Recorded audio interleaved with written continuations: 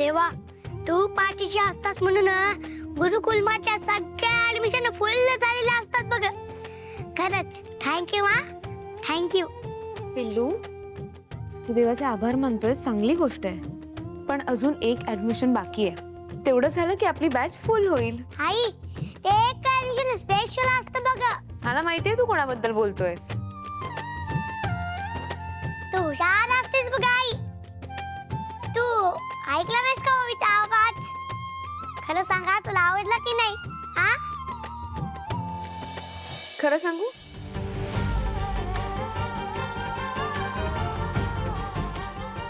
आतापर्यंत जेवढे ऍडमिशन झालेत ना, त्यातून सगळ्यात गोड आवाज तिचाच वाटतो मला. खरंच असं वाटतं विठुरायाने खूप आधीपासूनच तिच्या गळ्यात सूर पेरलेत. म्हणून तर ती एक अशी टाकते, त्यासाठी ठेव म्हणतो मी. हो रे पिल्लू, पण तिच्या बाबांचा विरोध आहे ना तिच्या गाण्याला.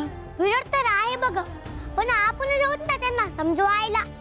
माझी फ्रेंडशिप आहे त्यांच्या बरोबर, ते नाही म्हणणारच नाही. बाप रे, एवढा कॉन्फिडन्स? बघ, माझ्या फ्रेंडवर कॉन्फिडन्स आहे माझा. बरं, जाऊया आपण. काय कुसूर चालली आहे मायलेकाची? काही नाही बाबा, आम्ही गुरुकुल बद्दल बोलत होतो. गुरुकुल सध्या आपल्या सगळ्यांसमोर तो एकच विषय आहे. आणि आज मुहूर्तही आला गुरुकुल पाहण्याचा तुमच्या दोघांमुळे, नाही का? तुम्ही दोघांनी जे काही केलंय ना, त्याला तोड नाही मात्र. प्रश्नच नाही हो, टेन्शन घेऊ नका. मी सगळं सांभाळून घेत असतो बघा. अय्यो, मग तू गुरुकुल सांभाळ, मी तुला सांभाळतो की रे वांग्या. बरं बाबा, चला ना आपण निघूया, मला गुरुकुल पाहायचंय. आता ह्याच कपड्यांवर येऊ का? मी चेंज करून घेतो. हो, मी बॅग घेते. मी पण काहीतरी घेतो.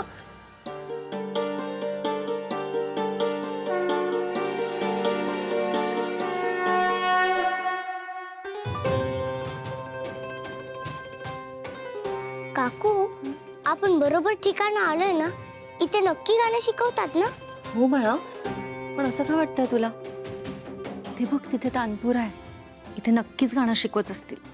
पण तुला असं का वाटतंय? तसं नाही गो काकू, मला इथं काहीतरी वेगळंच वाटतंय. म्हणजे मला ना हा क्लास चांगला नाही वाटत आहे. ओवी, असं लगेच ठरवून मोकळं व्हायचं नाही. अगं, आपण अजून त्या टीचरशी नीट बोललो सुद्धा नाही आहोत, आणि तू लगेच काय नाचा पाडा लावलास? ऐक, आपण त्या टीचरशी आधी नीट बोलूया, सगळी चौकशी करूया, मग सगळ्या गोष्टी क्लिअर होतील. ओके? थँक्यू.